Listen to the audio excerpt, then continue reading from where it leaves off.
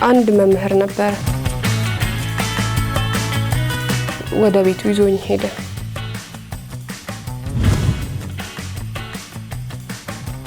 ጫት አስቃመኝ። ሁሉንም ነገር ነበር እዛ ምን አደርግ የነበረው። የሆነ ነገር ይጠቀልላል ወረቀት፣ ከዛ በምላሱ ያጣብቀዋል ያጨሳል። እና ከረፈደ ነው ደግሞ የሚያወቅኩት የእውነቱን እገላታለሁ ስላለ የእውነት በቃ በጣም ፈርታ ነበር።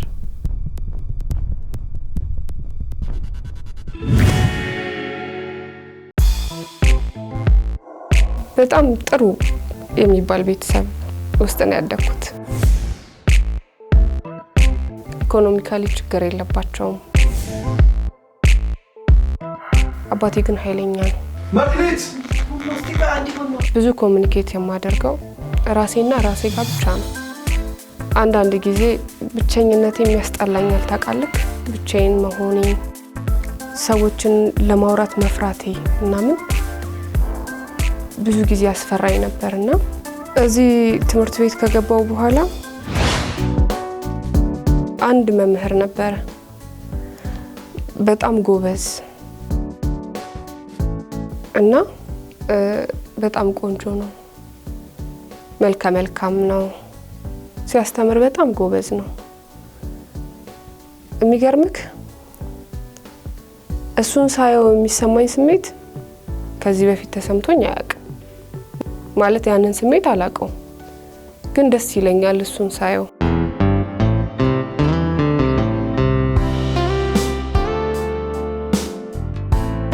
የሚገርምክ እሱን ሳየው የሚሰማኝ ስሜት እንደዚህ አይነት ስሜት ከዚህ በፊት ተሰምቶኝ አያውቅም።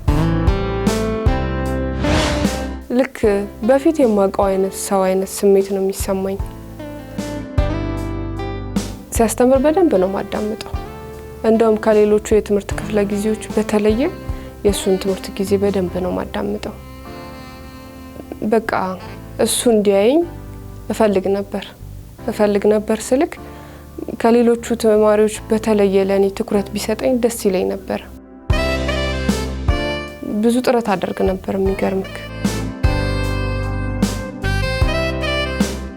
በተደጋጋሚ አየዋለሁ ሲያስተምር፣ በደንብ አዳምጣለሁ። ብቻ የሱን ትኩረት ለመሳብ ብዙ ነገር አደርግ ነበር። መጥፎ ፊት አላሳየኝም በሰዓቱ። እሱም ጥሩ ፊት ነበር የሚያሳየኝ። በሰበብ ጥያቄ ይጠይቀኛል፣ ያወራኛል።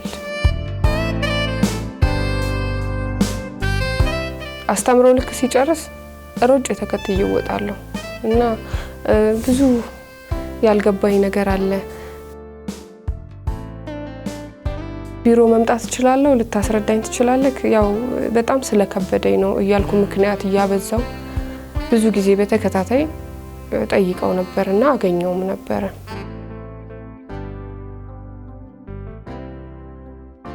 የሚገርምህ ነገር ስታፍ ሁላ ሳይቀር ሄዳለሁ። ስታፍ ሄጄ አስተማሪዎች እንዲጠሩልኝ አደርጋለሁ። ተማሪዎች በቃ እንዴት ነው እቺ ልጅ እያሉ ያንሾካሽካሉ። ምንድነው ይሄን ያህል አስተማሪ ላይ ምናምን ይሉኛልና ግን ምንም አይመስለኝም ነበር። የሚገርምህ እሱን ሳገኘው የሚሰማኝ ነገር ሌላ ነው። በቃ ደስ ይለኛል። እና የሆነ ጊዜ ላይ ቀጠረኝ። መጥፎ ቦታ ምናምን አይደለም የቀጠረኝ፣ እንደሚታወቅ ቦታ ነው የቀጠረኝ። እንደነገርኩ አባቴ ኃይለኛ ነው። ጠዋት ትወጣለህ ትምህርት ቤት፣ ልክ ትምህርት ቤት ሲያልቅ ሰዓትህን ጠብቀህ ወደ ቤት ትገባለህ።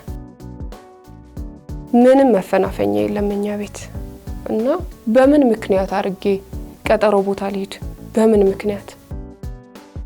ቅዳሜ ቀን ነው ቲቶሪያል ተጠርተናል ብዬ ወጥቼ ሄድኩ እሱ ጋር። የሚገርምህ ነገር ሰዓቱ ሁላ አልሄድ ብሎኝ ከቀጠረኝ ሰዓት 2 ሰዓት ቀድሜ ነው ሄድኩት።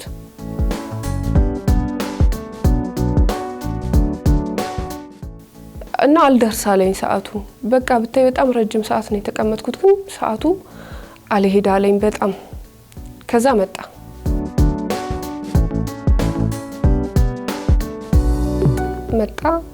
አገኘሁት። በጣም ረጋ ያለ ሰው ነው። ከዛ ወጣንና ወደ ቤቱ ይዞኝ ሄደ። በጣም ፈርቼ ነበር፣ ግን የሱ ፍርሃት ትምህርት ቤት ውስጥ ያለው ስነ ስርዓት ምናምን ሳስበው ደግሞ ኮንፊደንስ እንዲኖረኝ አደረገኝ። ምንም አያደርገኝም ብዬ በሙሉ ልብ ሄድኩ አብሬው። የሚገርም ነገር ሰፈሩ በጣም ረጅም መንገድ እንደሄድኩኝ የታወቀኝ ስቀመጥ ነው። በጣም ጉራንጉር ነው ምናምን፣ በጣም የሆነ በቃ ምን ልበልክ ብቻ እዛ ይኖራል ብለህ የማታስብበት አካባቢ እዛ እንደዛ አይነት ቤት ውስጥ ነው የሚኖረው።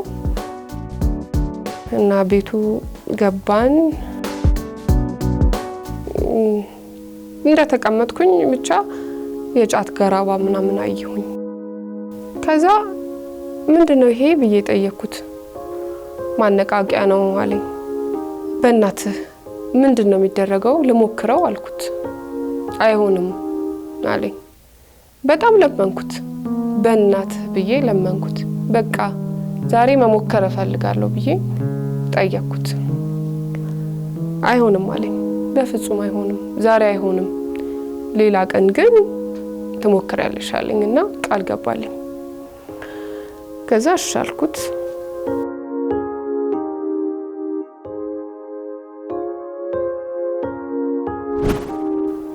ምንም ያለኝ ነገር የለም።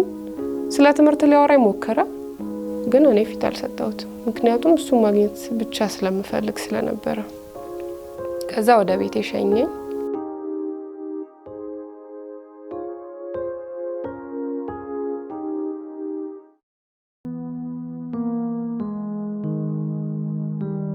ቃል እንደገባልኝ በቀጣይ ቀን ስንገናኝ ጫት አስቃመኝ።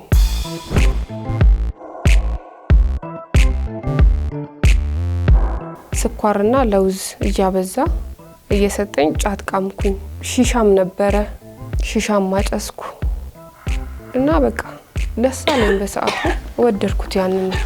ያንን ስሜት ደስ ይል ነበር እና በተደጋጋሚ ቤቱ ሄዳለሁ፣ ቤቱ እንገናኛለን። ያው ሁሉንም ነገር ነበር እዛ ምናደርግ የነበረው።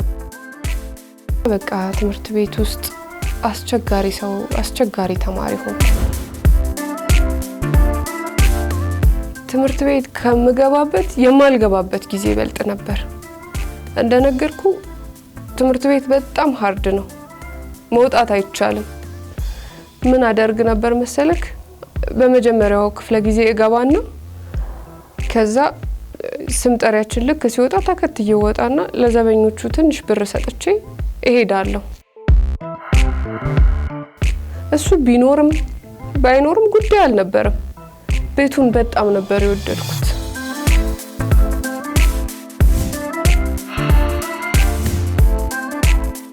ልክ ተማሪ የሚለቀቅበት ሰዓት ላይ ከተማሪ ጋር ተቀላቅዬ 9 ሰዓት ላይ ወደ ቤት እሄዳለሁ። ብዙ ጊዜ እዛ ነበር ማሳልፈው። በጣም ነበር ደስ የሚለኝ። እዛ መሄዱን ወደው ነበር።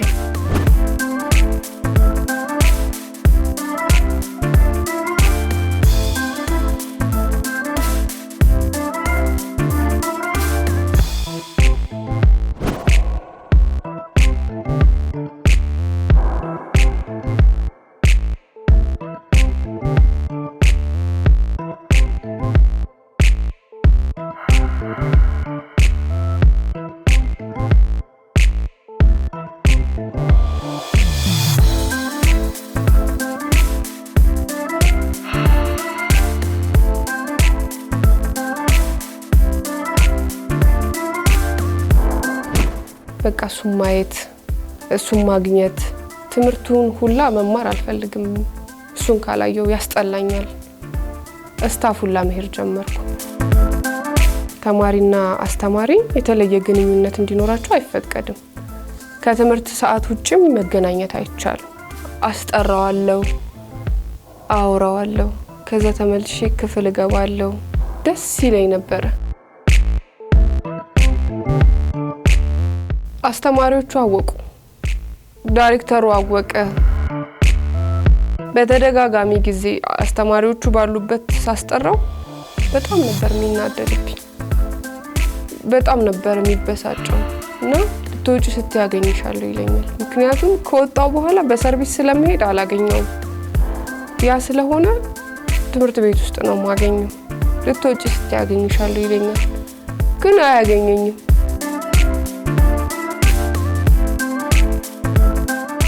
ከዛ ጭራሽ ከትምህርት ቤት ተባረረ ማለት ነው።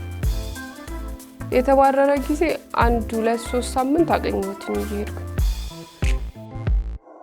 ከዛ ግን ቤት ለቀቀ፣ አድራሻውን አጠፋ። የት ላገኘው?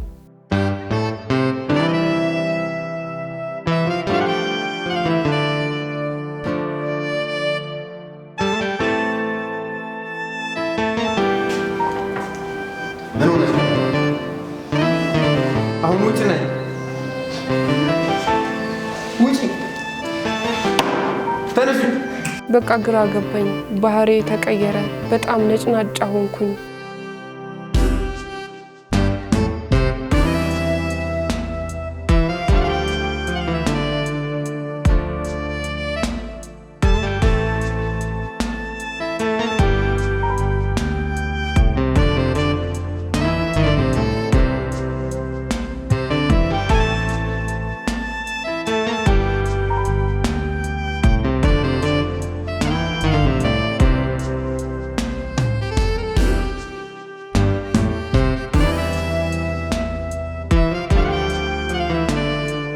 በቤት ያለኝ ነገር በቃ ጥሩ አልነበረምና አባቴ ነገር ያለው ኃይለኛ ነው እና በንዴት እጄን ይዞ ትምህርት ቤት ሁላ ይዞኝ መጥቶ አስተማሪዎቹን ለማናገር ሞክሮ ሁላ ያውቃል።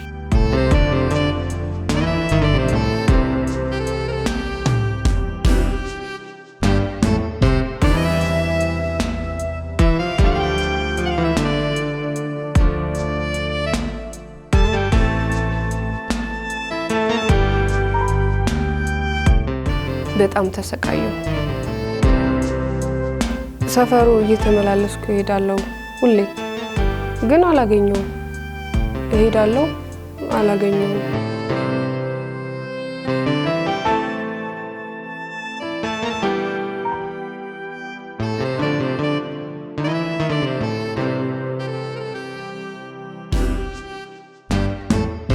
አንድ ልጅ ነበረ ሁሌ እዛ ሰፈር ሲሄድ ቁጭ ብሎ አየዋለሁ።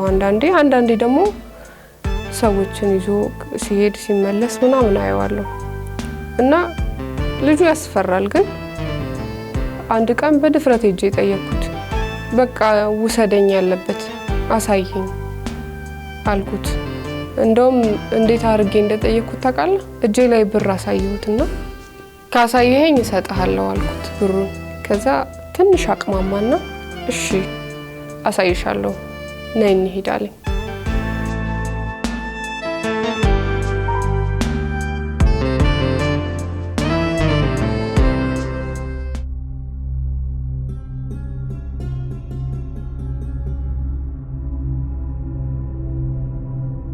የሆነ በቃ ምን አይነት ልበልህ ጉራንጉር ነው በቃ የሚወስደኝ። ረጅም መንገድ ወሰደኝ ምናምን። ከዛ የሆነ ቤት ሺሻ ማጨሻው ላዩ ላይ የሚደረገው ማንደጃ ላይ ተደርጎ አየሁት። ከዛ ነይ ግቢ ሲለኝ መጀመሪያ ፈራሁ። ምክንያቱም በቃ ፈራሁትኝ ልጁን።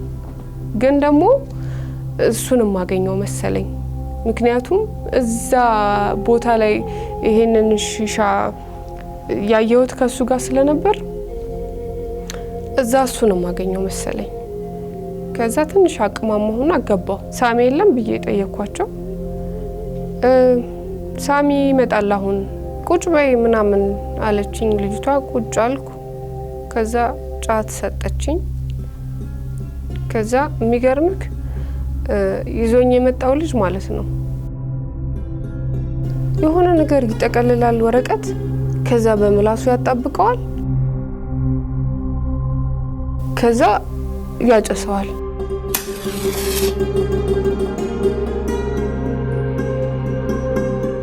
እኔ ይሄንን ነገር ከዚህ በፊት እኔ አላቀው አሁንም ቢሆን ምን ማለት ለምን እንደዛ ያደርገው እንደነበር አልገባኝም ነበር። ከዛ በኋላ በቃ እንዴት ነው የሆነ የሙቀት አይነት ስሜት ልቤን እንደመድከም ብቻ የሆነ ብዥ ልብኛል ምናምን።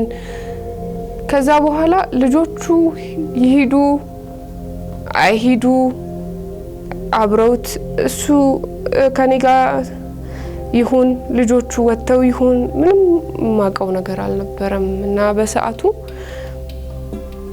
ምን እንደተፈጠረ አላስታውስም።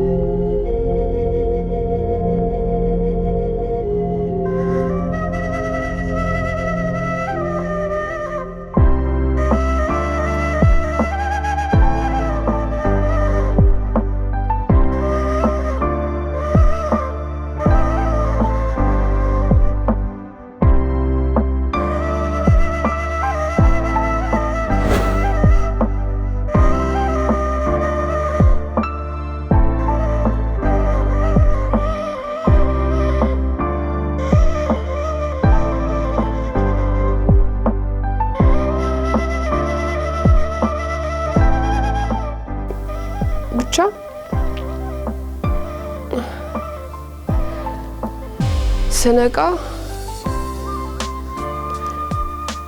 የመደፈር ህመሙ ስሜት የተሰማኝ መሽቶ ወደ ቤት ሄጄ ሲነጋ ጠዋት ላይ ነበር እና ያንን ነገር ለማንም መናገር አልቻልኩም።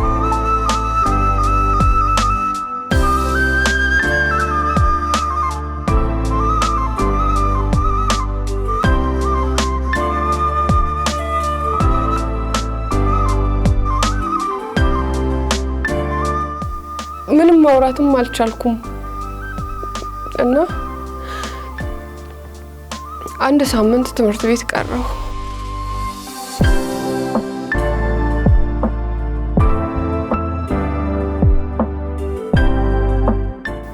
አሞኛል አልኩ። ከአንድ ሳምንት በኋላ ተመልሼ ትምህርት ቤት ገባሁ።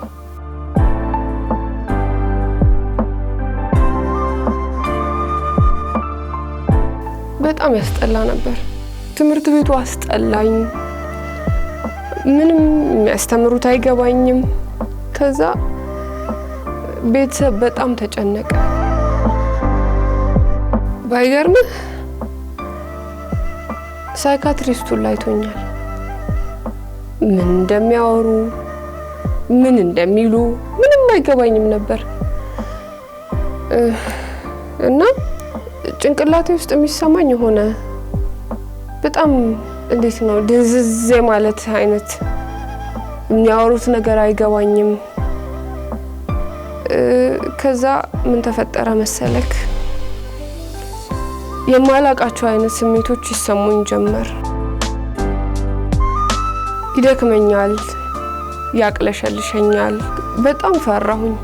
ማለት እንደዚህ አይነት ስሜቶች አስተናግጄ አላውቅምና በተደጋጋሚ ይሄ ስሜት ሲሰማኝ አንድ ልጅ አለች አብራኝ የምትማር የነበረችና ስነግራት ይሄንን ነገር እስቲ ሄደሽ ቼክ አድርጊ አለችኝ። በጣም ፈራሁ። በሰዓቱ አማራጭ አልነበረኝምና ለእናቴ ነገርኳት። በጣም ፈርቻት ነበር እሷን። እንደውም ምትገለኝ ሁላ ነበር የሚመስለኝ። ማለት በጣም ፈርቼ ነበር የነገርኳት። ግን እናቴ በጣም ያጽናናችኝ። እንደዚህ አይነት ነገር ያጋጥማል ብላ በቃ ማለት በጣም ብዙ ነገር መከረችኝ እና ከረፈደ ነው ደግሞ የሚያወቅኩት እና ለአባቴ ምን ብላ እንደምታስረዳው ሁላ ግራ ገብቷት ነበር። በጣም ፈርታ ነበር።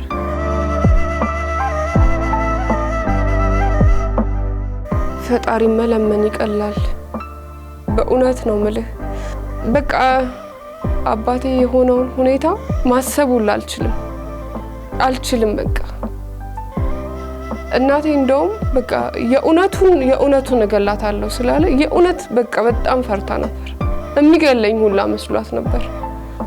የዛኑ ቀን ነው አያቴ ጋር ላከችኝ ለሊት እዛው ላይ ይመጣል በሚል ፍርሃት በጣም ተሳቅቄ ነበር የምኖረው። ሁሉም ሰው ነበር የሚፈራው። ካሁን መጥቶ ይገለኛል በሚል ስጋት በጣም ነበር የምጨነቀው። ብዙ ጊዜ አልተኛም ነበር። በጣም ነበር የሚያስጠላው። አንደኛው መጥቶ ቢገለኝ ይሻለኝ ነበር ማለት ያሳለፍኩት ነገር ከሞት የበለጠ ነው። መሞት ይሻላል። ልነግርህ አልችልም የነበረውን ሁኔታ ማለት መጥቶ ቢገለኝ እኮ ለኔም ረፍት ነበር። እንደዚህ ያህል አልሰቃይም ነበር። በሰዓቱ እሱ ቢመጣው በቃ አንደኛዬን እሞት ነበር። በቃ ይገለኝ ነበር፣ እገላገል ነበር። ግን አልመጣም። በፍርሃት ገደለኝ። እኔንም በጣም ተሰቃየሁ። ግን ያው ወሩ ደረሰ እና ወለድኩ። በጣም ከባድ ነው ማለት ቅድም ነግሬ ካለው ስሜ እንዳይገባ እና ምስሌም እንዳይታይ ያልኩ ለምን መሰለክ? አሁን ላይ እንደተደፈርኩ ማንም ሰው አያውቅም እና እንደተደፈርኩኝ ያወቁ ጊዜ ሊሰጡኝ የሚችሉትን ፊድባክ መቀበል አልችልም። ሌላውን ነገር ተወውና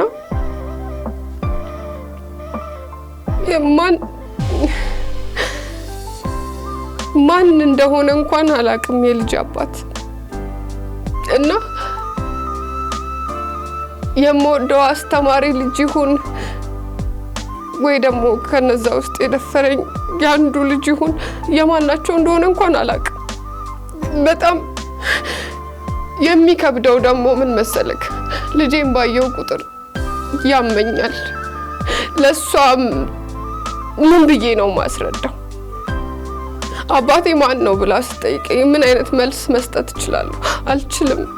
ምክንያቱም ይሄ ጥያቄ ለኔ መልስ የለውም። ሌላው ደግሞ እስካሁን ድረስ ነግሬያለሁ፣ ከአባቴ ጋር አልታረቅንም። እዚህ ጋር ቆሜ አባቴ ቢያይ በእርግጠኝነት የሚገለኝ ነው የሚመስለኝ። እስካሁን አልታረቅንም። 11 ዓመት ሙሉ አላየሁትም፣ ፊቱን አላየሁትም። አሁን ደግሞ እኔ እንደሆንኩኝ ቢያቅ ፊቴን ቢያየው ቴሌቪዥን ላይ ምን ያህል ውርደት እንደሚሰማው ማሰብ ራሱ አልችልም። በእርግጠኝነት የሚገለኝ አይነት ስሜት ነው የሚሰማኝ። እና ለኳሱ ስል ያው ጓደኛሞች ሆነ። የኔ ደግሞ ለየት የሚያደርገው አፍቃሪ በሚለው ትምህርት ባቆምኩ ሰዓት እስጨታለሁ። ስሟን አሁንም አይረሳው እና በጣም እንጣላ ነበር። በጣም ዳሽ ነው ጸጉሩና በዚህም ዳሽ እነዚህ ቁርጣና አስገባው በዜሮ ነጥብ አንድ ነው ያለው ዘለለ ማለት ትምህርት ቤት ሁሉ እንደዚህ ዞረዋል። የምትከበረው በቤተሰብ ማንም ዞር ብሎ አይ ጓደኞቼን ደግፌ እናቴን ነቅፌ ያወራሁበት ሁላ ጊዜ ነበር እና በጣም አስተማሪ ነው። በጣም ፕሮግራሞች እንደውም ቢስፋፋ በጣም ትልቅ ሪስፔክት ነው። በጣም ነው እናመሰግናለን።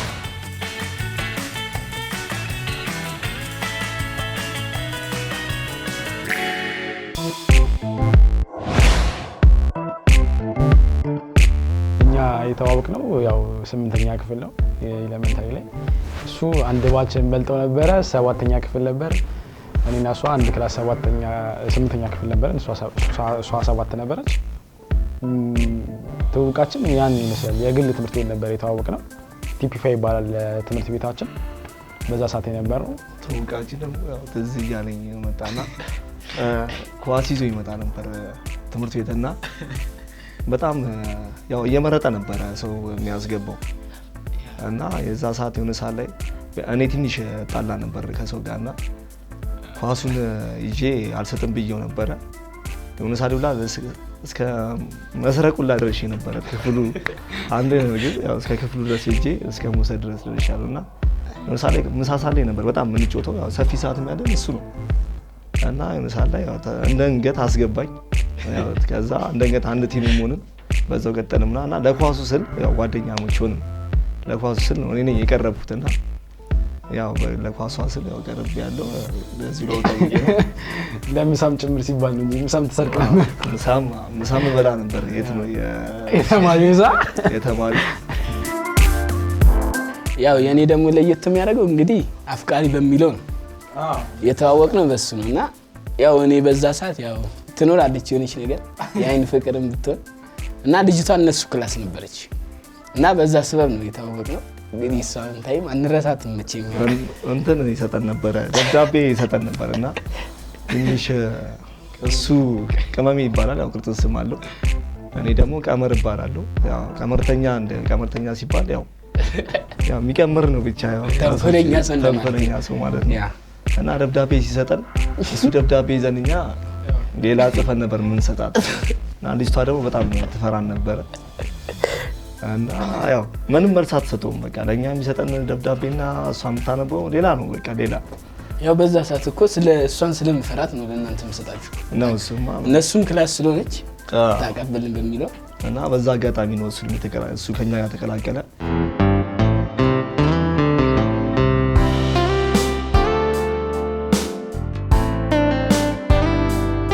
ታሪኩ እንዴት ነው መሰለህ? ልጅቷ የኛ ክፍል ተማሪ ነች። ያቡ ትባላለች። ስሟን አሁንም አይረሳውም።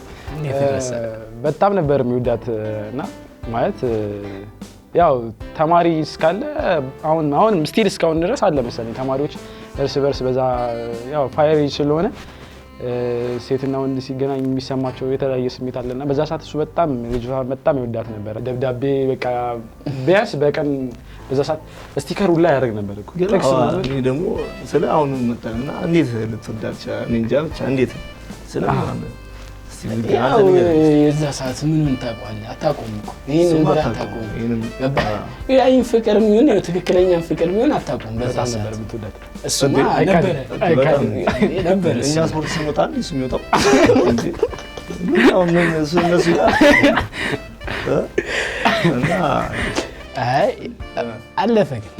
ያው እሷን በዛ ሰዓት በማስብበት ሰዓት ያው ብዙ ነገር አጥቻለሁ።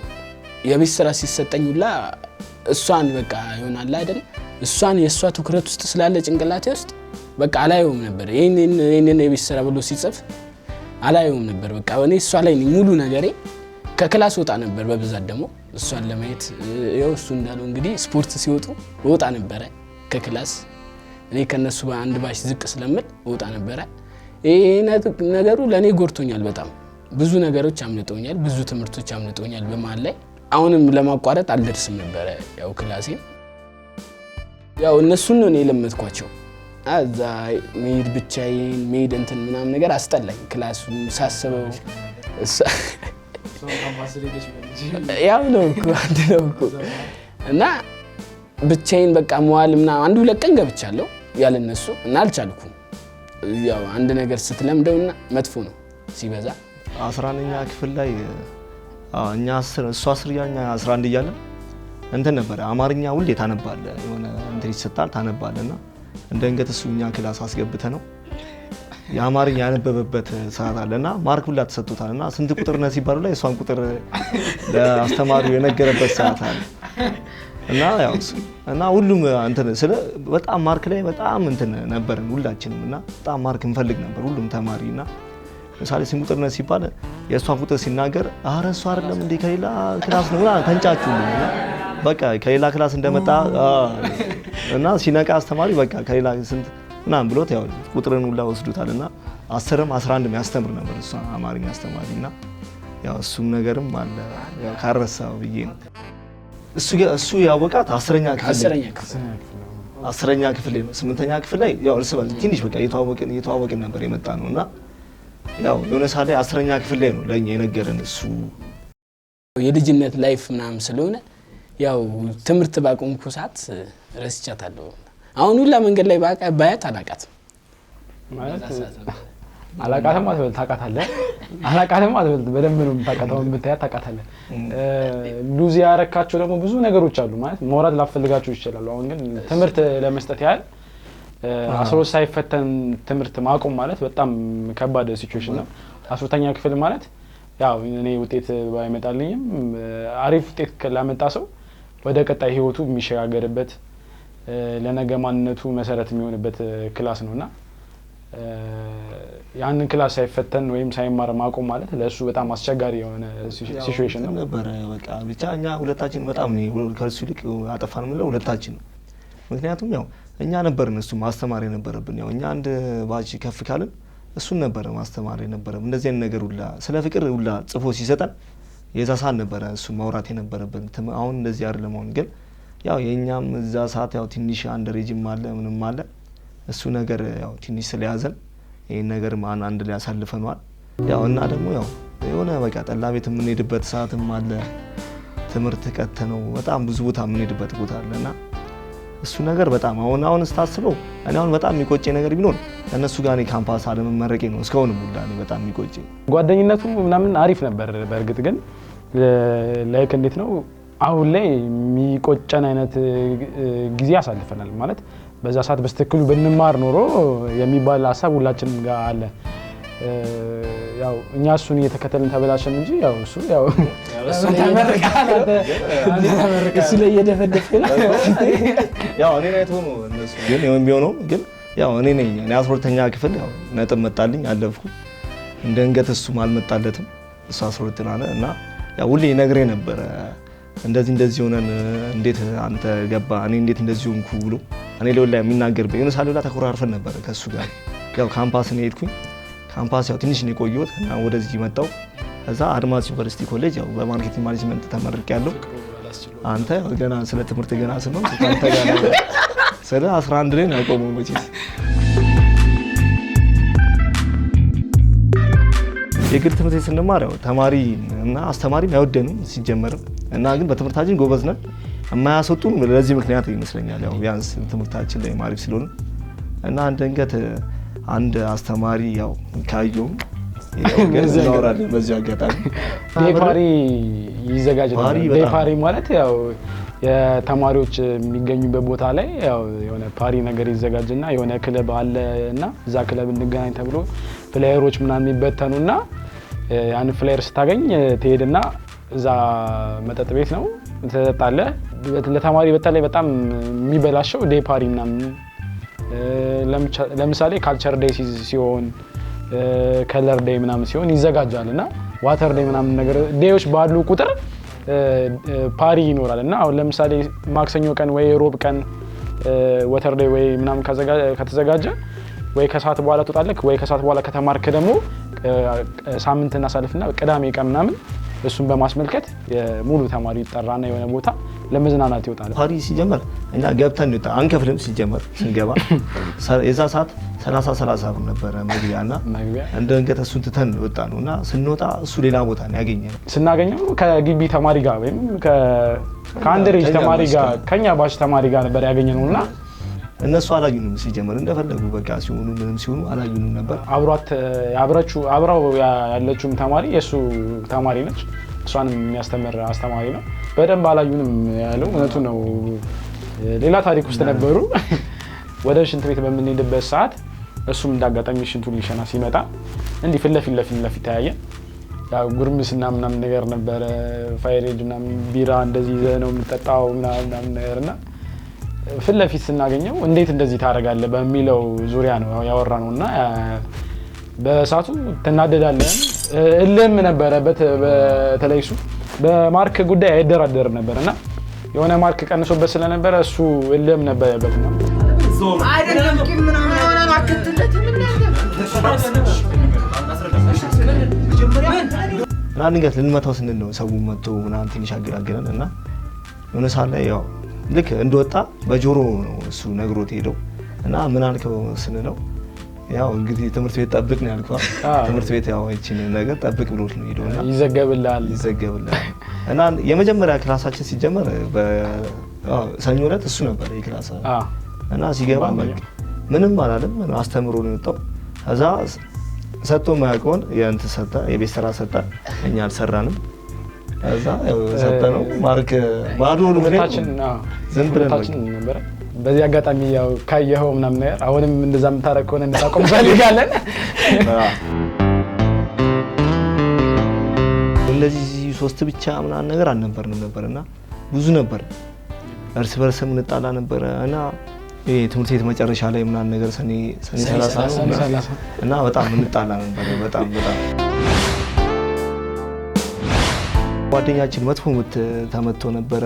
እስከ ሰፈራቸው ሄደን ሁላ የምንጣላበት ሰዓት ነበረ እና ይሄ ነገር ያው ስታርገው ነው የምታውቀው እንጂ አሁን ሁላ እንደዚህ ስታወራው ሁላ ሰው ምንም አይረዳምና በጣም ነው እሱ ነገር መጥፎ ነው በጣም። በዛ እድሜያችን የሚያስደስቱ ነገር ብለን ያሰብናቸው ነገሮች ብናደርግም ለቀጣይ ህይወታችን ግን ያው መጨረሻው የማያምር አይነት ወይም የሚቆጨን አይነት አስተላለቅ ነው ያለቀው። ያው ማዘርን ያው ብቻ ያው ቲኔጀር ስትሆንም ያው ብዙ ነገር ታስቀይማታለህ፣ ግን እናት ነችና ምንም ነገር አትይዝብህም እና ያው ማዘር አሁን ቢያንስ ከ4 ዓመት እንትን 4ኛ ክፍል ላይ ነው ያቆመችውና ያው በቃ የሆነ 10 ብር ስጪኝ እንትን የካርድ ማለ የዛ ሰዓት የታክሲ ማለ 10 ብር የለኝም ምን አስብ በቃ ልማርም ምናምን ብለህ የምትሄድበት አለ። ጠዋት ሁላ ሪፎርም ሳለፍ ዝም ብለህ የምትወጣበትም ሰዓት አለ እና እሱን ችላ ሁሉንም ነገር ችላ ብቻ እዚህ ደረጃ ስላደረሰችኝ ያው አመሰግናለሁ። የምትከበረውም በቤተሰብ ማንም ዞር ብሎ የሆነ ነገር ብትሆን ማንም ዞር ብሎ የሚያይ የለምና ቤተሰብ ትልቅ ቦታ መስጠት አለብን እና ያው እናቴን በጣም ይቅርታ እላለሁ። አሁን እኔ የምሰራው እኛ እዚህ ጋር ያለነው የምንሰራው ስራና እነሱ ተመረው የሚሰሩበት ስራ ምናልባት ብሩ እናገኘው ብር እኩል ራሱ ቢሆን እኛ እዚህ ጋር የምናመጣውን ገንዘብ ለፍተን በላባችን የሆነ ሙያ ማለት የተለያየ ነገር ሙያ ትማራለህ፣ የጂምሰንም የተለያየ ሙያም ትማራለህና እኛ ለፍተን የምናመጣውን እነሱ ቢሮ ቁጭ ብለው አእምሯቸውን ተጠቅመው በተማሩበት እየሰሩ ነገ የተሻለ ስራ ለመፍጠር ደግሞ ሌላ ክሬት እያደረጉ ልብሳቸውን እንደኛ ሳይቆሽሽ ምናምን ነገር ነው እየሰሩ ያሉትና እነሱን አይተህ ራስን መለስ ብለህ ስታየው በጣም ይከብዳል። ማለት አንድ ክላስ ላይ አብረህ ተምረህ አልፈህ ያ ሰው ቢሮ እየሰራ አንተ ደግሞ ቀለም ስትቀባ ያለው ስሜት ያው እንግዲህ በማንኛውም ሙያ ውስጥ በእንደዚህ አይነት ሙያ ውስጥ ያለ ሰው የሚሰማው ስሜት አለና በጣም የሚከብድ ነገር አለ። የኛ ስራ ቋሚ ስራ አይደለም። ዳንሰኛ ሲባል ዳንሰኛም ቋሚ አይደለም፣ ፊኒሺንግ ቋሚ አይደለም። ሲገኝ የሚሰራ ስራ ነውና የተለያዩ ስራዎችን አሁን ሄሎ ታክሲ ምንም ብትሰራ ሲገኝ ነው የምትሰራው። ካልተገኘ ግን ሰፈር ነው ቁጭ የምትለው። የተማረና ያልወደቀ ሰው ግን በቃ በማንኛውም ሰዓት ስራ አለው፣ ይሰራል፣ ይወጣል፣ ይገባል። እኛ ግን ስራ በማንሰራበት ወይም ያንን ስራ በማናገኝበት ሰዓት ሰፈር ቁጭ ብለ ድንጋይ ላይ ነው የምትውለውና በዛ ታይም ላይ ያው አብሮ የተማረው ሰው ምናምን ነገር አይዟችሁ ምናምን ነገር ስራ ጠፋ ምናምን ብሎ ምናምን ነገር ስቲችን ያዟት ምናምን ብሎ ጓደኛ አይደል አብሮ የተማረው አንተ የኮረኮምከው ሰው ምናምን ተሲለ ያው ላይፉም ቢሆን ያው ይከብዳል። አንተ እዚህ ጋር ቁጭ ብለህ መንገድ ላይ እሱ ካንተ ጋር የተማረው ሳልፎ ላንተ ብር ሲሰጥ ያለው ስሜት በጣም ነው የሚከብደው። በጣም እሱንም አሳልፈናል። ስራ ትንሽ ሰዓት እስከምንይዝ ድረስ የዳንሱም አለ እንደሱም እያልን ቁጭ ብለን አብሮን የተማረ ልጅ አልፎ ያው ቁጭ ብሎ ከኛ ጋር ወርቶ ጠይቆ ብር ሰጥቶ ሲሄድ ያለው ስሜት በጣም ይከብዳል፣ ያማል። ይሄንን ደግሞ በቦታው ውስጥ ነው የሚገባ። ከድሮ ጀምሮ የዳንስና የፊልም የመስራት ፍላጎት ነበር በተለይ እኔና እሱ እና ስቲል እስካሁን ድረስ ዳንሱ ላይ የተለያዩ ስራዎችን እየሰራን ነው። አሁን በቅርብ እንደውም ከውጭ የመጡ ዲያስፖራዎቻችን በውዝዋዜና በዳንስ ኤርፖርት ውስጥ ድረስ በመግባት የተቀበልን አቀባበል ስራ እየሰራን ነበረ። ማልታ ፕሮሞሽን ሰርተናል። ያው ስፕሬት ሰርተናል። የታላቁ ሩጫው ነው ያው እኛን የሰራ ነው። ፊኒሺንግ ስራዎችን እንሰራለን። ያው እኔም ያው የሹፌር ነኝ ራይድ እሰራለሁ። እናም ያው ብዙ ስራ ያው ብቻ ስራ አንቅም የመጣውን ስራ እንሰራለን። ኢቨን አሁን ቅድም ያነሳሁት ኤርፖርት እየሰራን ከኛ ጋር የተማሩ ሰዎች ስኮላርሺፕ አግኝተው ውጭ ሀገር ተምረው ምናምን እዛ ደርሰው ሲመለሱ እኛ እዛ ቦታ ላይ እነሱን ለመቀበል የባህል ልብስ ለብሰህ ምናምን እየጨፈርክ ስትገናኝ ያለው ስሜት ይከብዳል። ፋሚሊና ተማሪ በጣም የቀረበ ሲቹዌሽን ማለት በጣም የቀረበ ግንኙነት ቢኖራቸው በጣም አሪፍ ነው። እንደ ጓደኛ ማለት አንድ ልጅ ቤት ውስጥ የሚያደርገው ጸባይና ውጭ የሚያደርገው ጸባይ አንድ ላይ ሆን ይችላል። ያ ማለት ምንድነው? ቤት ውስጥ የሚፈራው ሰው ካለ ወይም እንደ ጓደኛ ወይም በቃ ኖርማል ነው ካልቀረቡት ቤተሰቦቹ ውጪ ሲወጣ ነፃ ነው የሚሆነው። ያ ልጅ ነፃ ነው የሚሆነው ማለት በቃ የሚቆጣጠረው ሰው እንደሌለ ነው የሚያምነው። ከሆነ ሰርክል ውስጥ ይወጣ ስለሚመስለው በቃ መዝናናትን ወይም አዳዲስ ነገሮችን ማየት ይፈልጋል። የጓደኛዬ ሌላም ጓደኛዬ ነበርና የእሱ እናት የምታረገው እንደዚህ ነው። ከኛ ያራቀችን ምክንያት እንደዚህ ነው።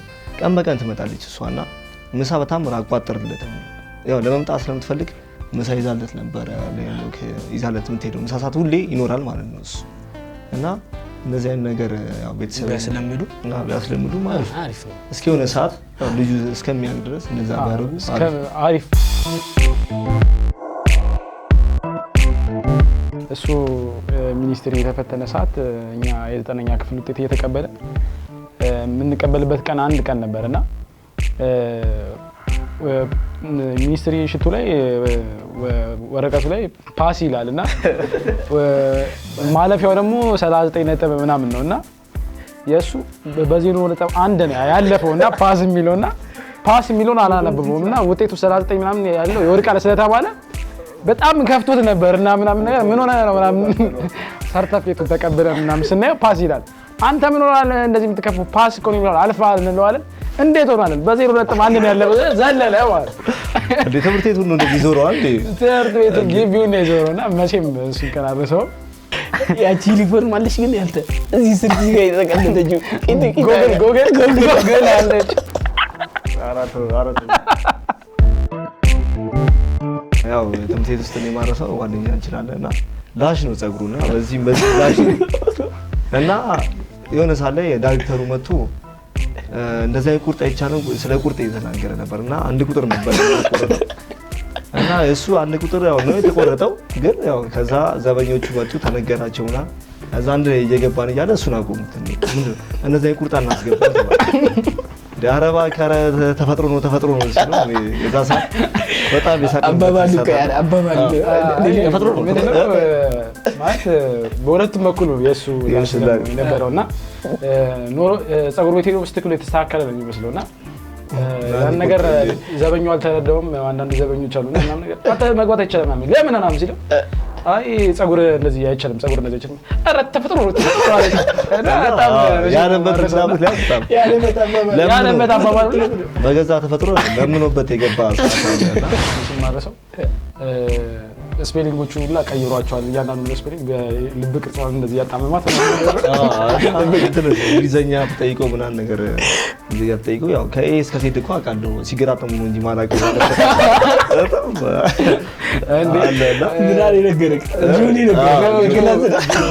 ጆ ነገረን እንትን ሳልሰማ እና እኔም ይከብደኛል ሲገራጠሙ እንትን አልነገረን በቃል እየጻፉ ነበር። እኔ ጆ በስትክክል ነገረኝ ማለት ነው። በቃል እየጻፉ አስተማሪዋ በቃል እየነገረቻቸው በቃ የነገረቻቸው እነሱ ይጽፋሉ እና ጀለስ እያለ ይጽፍላል እና አላማራትም እና አስተማሪዋ ተጠግታ ስታየው ማለት ነው ኢዚ ይላል። ከዛ ትንሽ ስፔስ አለ። ከዛ ወያዝ ይላል። ከዛ ትንሽ ዘያ ብሎ ዶት አለ። ምንድነው አለችው? ዋና ፍሬ ሀሳቡ ተዛነሱ ነገር እቺ ማረሰውና ጓደኛው ነው የሚነግረን ባይዘው እሱ አሁን የት እንዳለውላ አላውቅም እንጂና ረጅም ጊዜ ነው እነዚህ አይነት ትውስታዎችን ስላስታውስ ነው ከረጅም ጊዜ በነገራችን ላይ ይሄ ፕሮግራም በጣም አስተማሪም ነው። በጣም ደስ ይላል። እኛ ሲጀመር እንደዚህ አውርተን አናውቅም በእውነት እና ስወጣውላ ምረሰው ነው የሚመስለኝ እና እነዚህ አንዳንዴ እንደዚህ ታሪክን ሁላ ስትናገር ምናምን ደስ ይላል። እኔ አሁን ሁላ እነሱ ያወሩላ እውነት አዲ እንደ የኔ ነው እንደ እስከምድረስና አንዳንዴ ደስ ይላል በጣም እና ያው የምትቆጭበትም የምትማርበትም አለ ብዙ ነገርም አለ እና በጣም አስተማሪ ነው። በጣም እዚህ አይነት ፕሮግራሞች እንደውም ቢስፋፉ ቢስፋፉ አሪፍ ነው። በጣም ትልቅ ሪስፔክት አለ። በጣም ነው እናመሰግነው። ትልቅ ሪስፔክት አለ። ቤተሰብ እኔ በጣም እንጃ እኔ አሁን እናቴ ነች የምታሳድገኝና ያን አባትም ምናምን ሆና ነው ያሳደገችኝና በጣም እኔ ይቅርታ ምላት እስካሁን የሸወርኳት ነው። ትምህርት ቤት ሄዳለሁ እያልኩኝ ያው እንትን ያልንበትም አለ ሌላ ቦታ ይንበታል እንደዚህ ይንበታል ያው ሁሉም ነገር ያው ሲቆይ ይገባልና ብዙ ነገር ያው እና እሱ ነገር የሚታየው ስትመረቅ የምርቃት ቀን እሷ አስኖር እያለቀሰች እያንቻ ያው ብዙ ነገር አለ መቼስ በጣም እኔ እንጃ እኔ ማውራት ሁሉ ያቅተኛልና አንዳንዴ ያው ቤተሰብን ተናግረን ነው የምትወጣው። በጣም እኔ ብዙ ነገር ብያታለሁ። እኔ ከማዘሩ ለእቃ ልገዛ ስትሉ ለእቃ ላይ የሆነ ብር ስታስቀምጥ እሱ ብር የለም በቃ ምንም ነገር ሲኖር ምንም በቃ ሞሰር ነው በቃ ምን ብዬ ነው የምወስደው። እና ኳስ ደግሞ የምንጮተው ያው በገንዘብ ነበር የዛ ሰዓት እና ቦርሳችንን ያው ጎል ትሰራለህ ቦርሳን እዛ ጋር ታረጋለህ በቃ እና በኳስ ላይ ደግሞ ያው ብዙ ማርለንም ሁሌ እንሸንፋለን። ያው ብራችንን በዛው ያው እንትን የሚያልቅበት ሰዓትም አለ እና ቤተሰብን በጣም ይቅርታ። ቤተሰብ ያው እንግዲህ ያው ትልቅ ቦታ ያለው ነገር አያልቅ ካጠፋን ጥፋት አንተ ያው ይቅርታ ትንሽ ነው። በጣም ብዙ ጥፋቶችን አጥፍተናል። ያው ፋሚሊ ቅድም እንዳልኩት ነው ጥሎ አይጥልህም ትቶ አይተውህም። ያው ምንም ታጠፋ ይቅርታ ባጠይቅም ያው ይቅርታ ያደርግልሃልና ምንም እንደዛ ቢሆን ግን አሁን ላይ ይቅርታ ማድረግ እንዲያደርጉልን እንፈልጋለን ማለት ከልባቸው። እኛም ይቅርታ የምንጠይቀው ከልባችን ስለሆነ በዚህ አጋጣሚ ይቅርታ እንጠይቃለን። ያው እንደ እናትም እንደ አባትም ሆና እኔንም ልክ እንደሱ ያሳደገችኝ እናቴ ነች። እሷን በጣም ይቅርታ መጠየቅ እፈልጋለሁ በዚህ አጋጣሚ። ያው እንደምታየው ተስፋ ስለማድረግ ማለት ነው። በአያቴ ነው ያደግኩት። እናቴ ውጪ ነበረች፣ እኔ ያደግኩት በአያቴ ነው። ያው የአያት ልጅ ያደገ ቀበጥ ነው ይባላል። እሱ እውነት ነው፣ ቀበጥ ነው። ብዙ ነገር ተናግሬያታለሁ፣ ለነዚህም ብዬ ተናግሬያታለሁላ። እነሱ ያው እንደዚህ ናቸው እነሱ እንደዚህ ናቸው ብላኝ ታውቃለች። ያኔ በእነሱ ምክንያት እንደዛ ስትናገረኝ እናቴ ብትኖር ኖሮ እንደዚህ አታረገኝ የሚል ቃል ተናግሬያት ነበርና ወጥቼ ስገባ ያለቀሰችው እንባ አይደለም በእውነት እና በጣም የሌለ ተሰምቶኛል። አሁን ላይ እሱን እንባ ሳየው እንጃ ይከብዳል፣ ለማውራት ራሱ በጣም ይከብዳል። ብቻ ፈጣሪ አይቶ ይቅርታኝ ብትቀበለኝ በጣም ደስ ይለኛል። በጣም አንዳንዴ የትምህርት ቤቱ ጓደኞችን ከፋሚሊ በላይ አስበልጠ በጣም ታቀርባለህና ፋሚሊ ደግሞ ያንተ መበላሸት አሁን ለምሳሌ ቅድም እንዳልኩ ጆሮ ስተበስተበ ስትገባ ንቅሳት ተነቅሰ ሊሆን ይችላል። በቃ የተለያዩ ነገሮችን አድርገ ወደ ቤት ስትገባ ለየት ያለ ጸባይ ስታመጣ ከዚህ ልጅ ጋር አትዋል ከዚህ ጓደኛ ህራቅ ምናምን ትባላለህና በዛ ሰዓት በጣም ኃይላ ቃል ተናግረ ከቤት ተናደ ምናምን ለወላ እንትን ተናግረ ትወጣለና እንደዛ ማዘርን ተናግሪያት የወጣሁት አንድ ቀን መቼም ማረሰው በአባቴ ሚይላት ሶጣ ነበር ይቆረጠላል። አባቴን ቀን ይስጠኝ አንቺ እናቴ አይደለሽ ምናምን ነገር ሁላ ብዬ ጓደኞቼን ደግፌ እናቴን ነቅፌ ያወራሁበት ሁላ ጊዜ ነበርና ያው አሁን ላይ ያ ቀን ቢመለስና ባስተካክለው እሱ ቀን ብቻ አይደለም ከዚህ በፊት አሁን ቅድም የነገርኳችሁን እያንዳንዱ ቀናቶች መልሼ አሁን ላይ ባስተካክላቸው በጣም ነበር ደስ የሚለኝ። ዓላማ ከሆነ ትምህርት ነው። እኛ እንግዲህ ያው ተሸውደናል። አሁን ደግሞ አንድ ላይ እንማር አስበናል በዚህ ፕሮግራም ብቻ ማለት ይሄ ፕሮግራም እኛን አክብሮ ስለጠራን በጣም በዚህ እናመሰግናለን። እና በዚሁም አንድ ላይ ሶስታችን ያን ነገር እንዳለ ረስተን እና በስተክል ትምህርት ብለን አጭር ኮርስ ያው ለመማር አስበናል። እንግዲህ ፈቃደኛም ሆናችሁ በዚህ ልጠይቃችሁ። ፈቃደኛ ነን።